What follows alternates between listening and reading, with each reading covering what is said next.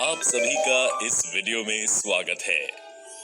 इस वीडियो में हम परमाणु क्या होता है, What is an atom, इसका अध्ययन करेंगे। दोस्तों, क्या आपने कभी कोई बॉम्बी एंटहिल देखी है? बॉम्बी की रचनात्मक इकाई क्या होती है? बिल्कुल ठीक, ये रेत का एक छोटा सा कण होता है। इसी तरह क्या आपने कभी सोचा है कि सभी पदार्थों की रचनात्मक इकाई क्या होती है? सभी पदार्थों की रचनात्मक इकाई परमाणु, एटम होती है। क्या आपने कभी परमाणु को देखा है? नहीं। लेकिन क्यों? क्योंकि ये इतने छोटे होते हैं जिसकी हम कल्पना या तुलना नहीं कर सकते। परमाणु त्रिज्या को नैनोमीटर में नापा जाता है। लाखों परमाणुओं को जब एक के ऊपर एक चट्टे के रूप में रखा जाए तो बड़ी मुश्किल से कागज की एक शीट जितनी मोटी परत बन पाएगी। अब आप सोच रहे होंगे कि जब परमाणु इतने छोटे होते हैं कि हम इनके आकार की सूक्ष्मता को नगण्य मान सकते हैं, तो हम इसके बारे में अध्ययन क्यों करें? हमें इसका इसलिए अध्ययन करना चाहिए क्योंकि हमारा पूरा विश्व परमाणुओं से ही बना है और ये परमाणु हमारे प्रत्येक क्रियाकल्पों को प्रभावित करते हैं। आइए सबसे पहले हम देखें कि विभिन्न तत्वों के परमाणुओं के क्या प्रतीक हैं। डाल्टन ऐसे प्रथम वैज्ञानिक थे जिन्होंने तत्वों के प्रतीकों का प्रयोग अत्यंत विशिष्ट अर्थ में किया। इसके पश्चात बर्जिलियस ने तत्वों के ऐसे प्रतीकों का सुझाव दिया जो उन तत्वों के नामों के एक या दो अक्षरों से प्रदर्शित होता था। प्रारंभ में तत्वों के नामों की व्युत्पत्ति उन स्थानों के नामों से की गई जहां वे सर्वप्रथम पाए गए थे। जैसे कॉपर का नाम साइप्रस से व्युत्पन्न हुआ तथा कुछ तत्वों का नाम विशिष्ट रंगों से लिया गया। जैसे स्वर्ण, गोल्ड का नाम अंग्रेजी के उस शब्द से लिया गया जिसका अर्थ है पीला। आधुनिक काल में international union of pure and applied chemistry IUPAC तत्वों के नामों को स्वीकृति प्रदान करती है। अधिकतर तत्वों के प्रतीक उन तत्वों के अंग्रेजी नामों के एक या दो अक्षरों से बने होते हैं।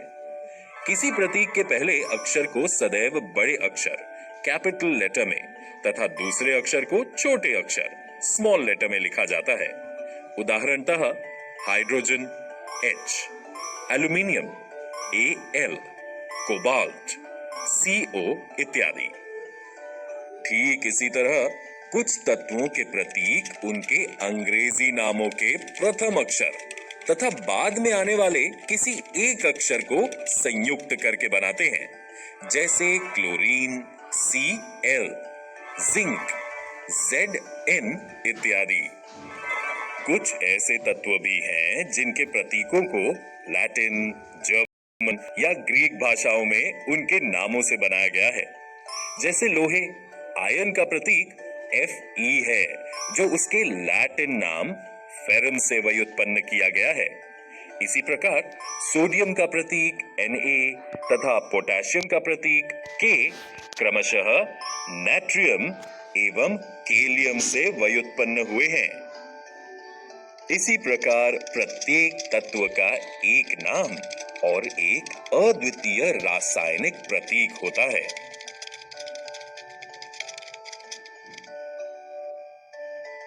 चलिए अब हम परमाणु द्रव्यमान एटॉमिक मास पर चर्चा करें।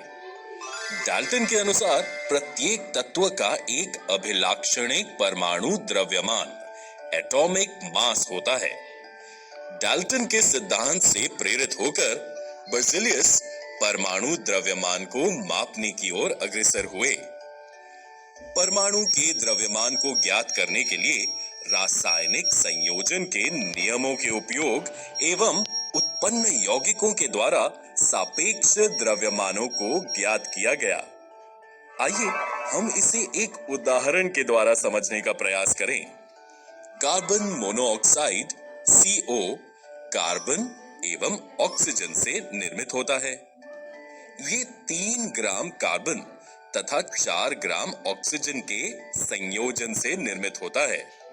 दूसरे शब्दों में हम कह सकते हैं कि कार्बन अपने 4/3 4/3 गुना अधिक द्रव्यमान वाले ऑक्सीजन के साथ संयुक्त होता है।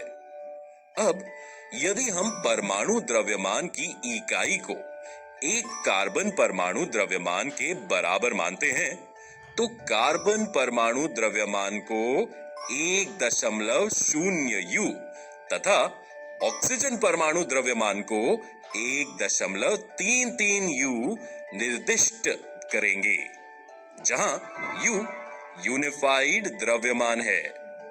लेकिन क्योंकि द्रव्यमान को पूर्णांक या लगभग पूर्णांक में व्यक्त करना अधिक सुविधाजनक है, आगे चलकर वैज्ञानिकों ने परमाणु द्रव्यमानों की भिन्न भिन्न इकाइयों की शोध की। इस दौरान उन्होंने प्रकृति जन्य ऑक्सीजन के परमाणु द्रव्यमान के 1/16 1/16 भाग को इकाई के रूप में लिया। ये इसलिए सुसंगत समझा गया क्योंकि एक ऑक्सीजन अनेक तत्वों के साथ अभिक्रिया करके यौगिक बनाता है। 2 इस परमाणु द्रव्यमान इकाई द्वारा अधिकांश तत्वों के परमाणु द्रव्यमान पूर्णांक में प्राप्त होते हैं। तथापि 1961 में परमाणु द्रव्यमानों को ज्ञात करने के लिए परमाणु द्रव्यमान इकाई कार्बन 12 समस्थानिक आइसोटोप को मानक संदर्भ के रूप में सार्वभौमिक रूप से स्वीकार किया गया था। आइए इसे एक दैनिक उदाहरण द्वारा समझें। कल्पना कीजिए कि एक फल विक्रेता एक तरबूज लेकर कहता है, इसका द्रव्यमान 12 इकाई है। फिर वो तरबूज के 12 बराबर टुकड़े करता है तथा पाता है कि उसके द्वारा बेचे जा रहे प्रत्येक फल का द्रव्यमान तरबूज के एक टुकड़े के सापेक्ष है। अब वो फलों को सापेक्ष पहल द्रव्यमान इकाई फ्रूट मास यूनिट FMU में बेचता है। ठीक इसी उदाहरण की तरह किसी भी तत्व के सापेक्षिक परमाणु द्रव्यमान को उसके परमाणुओं के औसत द्रव्यमान का कार्बन 12 परमाणु के द्रव्यमान के 1/12वें 1/12 भाग के अनुपात द्वारा परिभाषित किया जाता है। दोस्तों, इस वीडियो में हमने परमाणु द्रव्यमान एटॉमिक मास का अध्ययन किया। अगले वीडियो में हम अणु क्या है, व्हाट इज अ मॉलिक्यूल, इसके बारे में जानेंगे।